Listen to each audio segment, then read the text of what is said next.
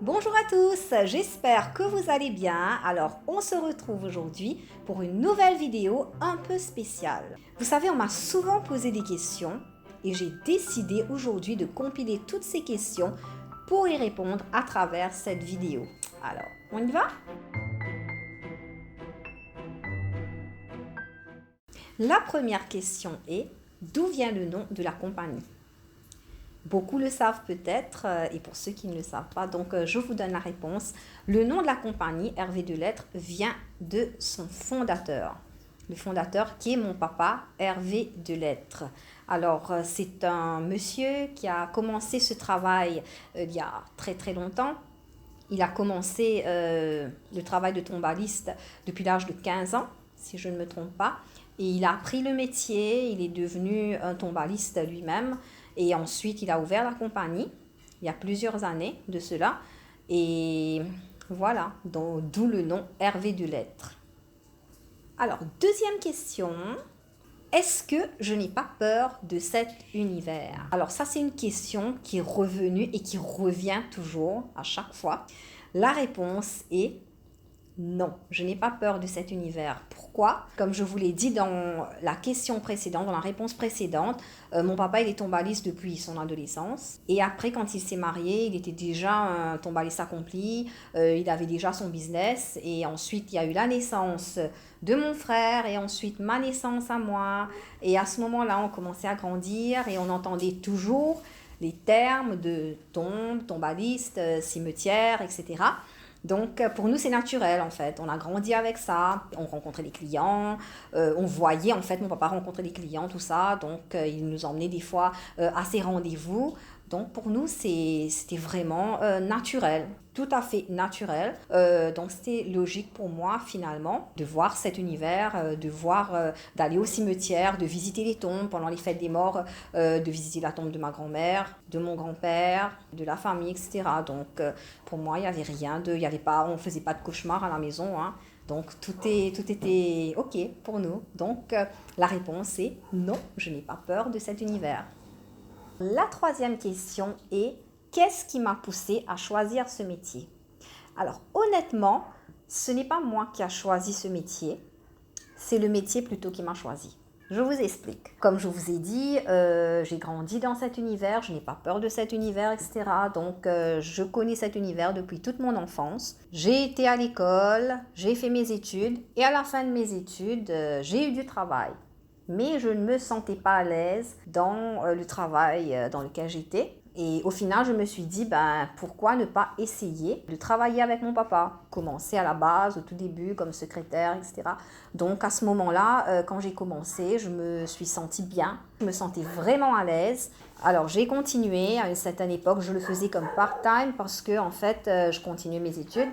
Et ensuite, je suis retournée à plein temps au travail. Et à ce moment-là, mon papa, il a commencé à me former pour être tombaliste, à connaître le métier. Petit à petit, j'ai commencé à apprendre davantage. Et j'ai eu le déclic, en fait, dès le début. J'ai eu ce déclic-là et j'ai voulu continuer. Et franchement, je m'y plais. Je me plais toujours. Ça fait, en fait, ça fait 15 ans à peu près que je fais ce métier. J'ai beaucoup appris, j'ai eu un bon mentor, un bon professeur qui était mon papa. Alors voilà comment je me suis retrouvée à faire ce métier et je n'ai aucun regret. Ça fait à peu près 15 ans que je fais ce travail. C'est pas moi qui a choisi ce métier, c'est ce métier qui m'a choisi. Le métier est venu me trouver. Et au final, j'adore ce métier. Donc, j'ai beaucoup appris et je continue d'apprendre chaque jour. C'est un métier passionnant et je continue de découvrir des choses chaque jour. Alors, une autre question qu'on me pose, c'est est-ce difficile de s'imposer en tant que femme dans un monde quasi masculin? Alors, oui et non. Pourquoi oui? En fait, c'est un peu difficile dans le sens où, surtout que dans le travail, il y a beaucoup d'ouvriers qui sont là depuis le début. Donc, ils me connaissent depuis que je suis petite. Donc là, des fois, je me vois un petit peu, comme si donner des ordres ou bien dire, est-ce que c'est bien là? Ou bien faites ça comme ça, faites ça comme ci.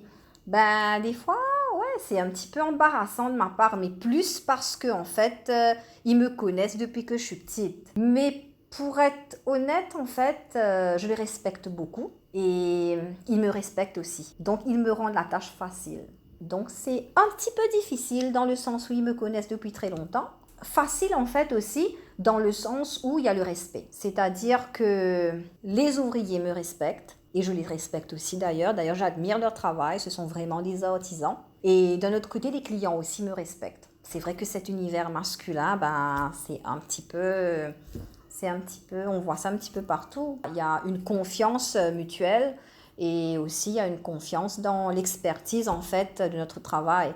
Donc je viens pas de commencer le métier. Donc il y a une certaine connaissance derrière. Et aussi quand les clients ils viennent au travail, à ce moment-là, quand je viens devant eux, peut-être qu'ils voient une petite femme, je ne suis pas grande de taille déjà, une petite jeune femme qui vient vers eux pour leur expliquer, pour leur donner les renseignements, pour les expliquer quelles sont les étapes pour la tombe, etc. Pas que pour la tombe, mais pour divers services qu'on offre, par exemple les marbres gravés, etc. Ben, mais les clients, ils sont vraiment compréhensifs, ils sont vraiment confiants, ils nous écoutent, ils m'écoutent. Ouais, voilà, donc ça rend la chose un petit peu plus facile. Mais c'est vrai que, comme je vous ai dit, c'est pas toujours évident d'être une femme co-directrice d'une compagnie de tombaliste, mais il y a une confiance mutuelle, il y a un respect mutuel, donc c'est bon. Alors, la question suivante est, quel est mon rôle au sein de la compagnie? Alors, je suis premièrement responsable du côté administratif du travail. Donc, on a un bureau, on a l'atelier où il y a les tailleurs de pierre. Nous avons les ouvriers tombalistes qui sont sur le terrain pour placer les tombes. Nous avons aussi un showroom où nous exposons nos modèles, on a l'atelier de gravure. Donc, il faut bien gérer tout ça administrativement parlant. Oui, ça existe. Alors, il faut bien gérer tout ça. Donc, voilà, et il y a le bureau et aussi, il y a les réseaux sociaux. Donc, oui, c'est moi qui suis derrière les réseaux sociaux de Hervé Delettre avec l'aide, bien sûr, d'une petite équipe, très talentueuse d'ailleurs. Donc, nous avons le côté administratif, les réseaux sociaux et bien sûr le service client que je gère avec mon époux Michael. Voilà, c'est mon rôle au sein de la compagnie. Alors, une question qu'on nous a posée aussi, qu'on m'a posée, qu'on a posée un petit peu à l'équipe, c'est quels sont les obstacles qu'on a à faire face avant de livrer un travail? Donc, c'est vrai que des fois, je poste des photos où il y a l'avant et l'après. Donc, cela paraît facile. Mais c'est pas toujours facile en fait, c'est pas toujours évident parce que un obstacle avant de livrer un travail, c'est ce qu'on voit un petit peu en ce moment, c'est le temps pluvieux. Alors là, c'est pas toujours évident quand on a un délai, on s'est engagé à livrer un client à une certaine date et que la pluie et que le mauvais temps s'en mêle. Donc, c'est pas toujours évident en fait parce que nous travaillons à l'extérieur, sur le terrain. C'est un petit peu difficile. Et comment est-ce que on contourne cela? En fait, on a une tente, un genre de tente en fait qu'on installe et ensuite on se met sous la tente, bien en sécurité en fait, pour continuer le travail. Très souvent ça fonctionne, mais il y a des moments où bien sûr c'est pas suffisant. Donc à ce moment-là, on s'excuse auprès du client et on essaie de rendre le travail le plus vite possible. Nous travaillons aussi avec la pierre. Donc où se trouve la pierre? Voilà, sous la terre. Donc, le fait que la pierre se trouve sous la terre, nous devons aller chercher la pierre, casser la pierre pour pouvoir travailler avec ça. Et en temps pluvieux, c'est impossible en fait, c'est impossible de le faire. Donc voilà un obstacle encore qui peut retarder la livraison du travail. Heureusement, on a des clients compréhensifs qui savent en fait que c'est pas de notre faute. Et on essaie, comme je vous le dis, de rendre le travail le plus vite possible. Alors, question suivante, quels sont les avantages de ce métier? Alors, les avantages de ce métier, pour moi personnellement, je ne parle pas pour ceux qui travaillent avec moi, mais pour moi personnellement, les avantages de ce métier, premièrement, j'ai découvert beaucoup d'endroits. Donc, il y a des endroits que je ne connaissais même pas, comme Poudre d'Or, comme Rivière des Galets, Riambel, Souillac. Je veux dire que j'ai déjà entendu parler des noms, mais je connaissais pas les endroits en fait. Donc à travers ce travail, j'ai eu l'occasion de faire de longs trajets et c'était super en fait de découvrir ces vues magnifiques, comme d'ailleurs le cimetière de Cap-Malheureux, où on a vu sur Coin de Mire, mais c'est vraiment magnifique la vue. Et c'est pas que là-bas, il y a Maïbourg aussi qui a une vue magnifique. Et ouais, je vous conseille en fait, si vous le voulez, en fait, si vous n'avez pas peur des cimetières, d'ailleurs, il n'y a rien à avoir peur en fait. Allez visiter ces cimetières et de là, vous allez voir les vues magnifiques en fait qu'il y a. D'ailleurs, j'ai posté quelques photos sur la page Facebook et sur la page Insta aussi de Hervé de Lettres. J'aime bien partager avec vous en fait toutes ces vues magnifiques, toutes ces choses merveilleuses en fait que moi j'ai découvert. Donc je veux pas garder ça pour moi. Je partage ça avec vous car je vous aime beaucoup. Donc voilà, et aussi l'avantage aussi de faire ce métier, c'est les relations humaines. Ça c'était le chat. Donc, c'est les relations humaines. Je suis de nature, en fait, timide. Les gens qui me connaissent peuvent dire que, en fait, j'étais timide. J'étais timide. Mais grâce à ce métier aussi, ben, maintenant, j'arrive à parler aux gens et c'est bien. Donc, il y a la relation humaine, comme je vous ai dit, avec les employés, mais aussi avec les clients. J'ai pu découvrir différentes cultures. Pour moi, c'est formidable en fait. C'est formidable de pouvoir découvrir tout ça. À ce moment-là, on peut découvrir leurs traditions à eux, leur culture. Et pour moi, c'est un avantage de pouvoir connaître les endroits, connaître les gens, de pouvoir aider les gens. Vu que nous vivons dans un pays multiculturel, multiracial, c'est un avantage de pouvoir connaître tout ça, de pouvoir apprendre des autres. Voilà. Alors, la dernière question, qui est une question sérieuse. Est-ce que c'est facile de trouver les mots quand un client vient nous voir et nous fait part de son désarroi quant à la perte d'un être cher? Donc, je dirais que ce n'est pas toujours facile en fait. Ce n'est pas évident de pouvoir. La mort, c'est quelque chose de réel, c'est quelque chose qui arrive. Et être tombaliste, c'est pas seulement un métier où on construit des tombes, mais être tombaliste, c'est un métier où il faut savoir écouter, il faut savoir consoler, il faut savoir trouver les mots en fait. Il y a le côté humain, il y a le côté technique bien sûr, mais il y a aussi le côté humain. Et je peux dire que en fait, quand moi j'ai commencé, j'étais toute jeune, je venais de quitter l'école, j'avais fini mes études.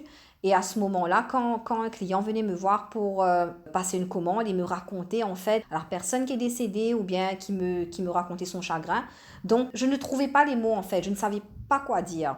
Donc au fur et à mesure, j'ai commencé à trouver les mots, à savoir un petit peu consoler les gens. Mais en fait, je peux dire que depuis la mort de mon papa, c'est là que j'ai compris vraiment ce que ces personnes-là, ce que nos clients ressentaient en fait. Et maintenant, c'est beaucoup plus facile pour moi de leur parler parce que j'ai vécu ce qu'ils ont vécu. Je les comprends en fait. Je comprends tous ces gens qui viennent vers nous pour trouver un peu de réconfort dans la construction de quelque chose qui va être la mémoire de l'être cher, de la personne qui est partie. Et c'est quelque chose qui va être une consolation pour eux, en fait, quelque part, comme si de savoir que la personne qu'ils ont connue, il repose là maintenant. Donc à ce moment-là, pour moi personnellement, je les comprends tout à fait. Vu que j'ai perdu un parent, je peux leur dire, en fait, je peux partager avec eux ce que moi aussi je ressens. Et je peux les aider dans l'épreuve dans laquelle ils sont. La mort, c'est pas quelque chose de facile, c'est pas quelque chose d'évident comme si à gérer. Mais maintenant, c'est un petit peu plus facile pour moi de trouver les mots pour parler aux clients de ce sujet si sensible parce que, comme je vous l'ai dit, notre métier ne consiste pas seulement ce côté technique, ce côté formel, mais il y a une relation qui se crée en fait entre nous et les clients. Je l'ai déjà dit par le passé, en fait, qu'il y a même des amitiés qui se sont créées finalement entre nous et les clients. Et on a des clients qui sont fidèles d'ailleurs, qui ne vivent pas à Maurice, en fait, qui sont à l'extérieur. Mais dès qu'ils reviennent à Maurice, ils viennent nous rendre une petite visite. Ils nous envoient des petites cartes pour pendant les fêtes, tout ça, qui emmènent des petits cadeaux pour nous. Et je ne vous demande pas de cadeaux, mais je vous raconte en fait l'expérience. Donc voilà, il y a des relations qui se créent justement grâce à ce côté humain, comme si du travail. C'est pas que travail, travail, travail. Mais c'est vraiment, on essaie de comprendre le besoin du client en fait pour faire son deuil. Voilà, donc on l'aide. L'étape qu'on fait nous à travers la construction de la tombe, c'est vraiment on aide la personne à faire son deuil. Voilà. Voilà, alors merci à tous d'avoir regardé la vidéo, de m'avoir écouté si patiemment. Merci d'être resté jusqu'à la fin. Donc on en a fini avec les questions. Je vous invite à liker la vidéo, à vous abonner à la chaîne et aussi à activer la cloche de notification pour être au courant quand nous allons poster, parce qu'en fait on ne poste pas tous les jours, on poste à peu près chaque semaine ou chaque 10 jours. Et je vous invite aussi à nous suivre sur Instagram et à nous suivre sur notre page Facebook. Voilà, comme je vous ai dit, pour vous faire découvrir les endroits, les cultures, etc. Ça nous ferait vraiment très plaisir. Donc on se revoit sur les réseaux et on se revoit la semaine prochaine pour une nouvelle vidéo. Et si vous avez des idées de vidéos, si vous voulez voir quelque chose en particulier, si vous voulez qu'on parle de quelque chose en particulier, alors n'hésitez pas à me le dire en commentaire ou en message privé, il n'y a pas de souci. Merci pour tout, on se revoit la semaine prochaine pour une nouvelle vidéo. Au revoir!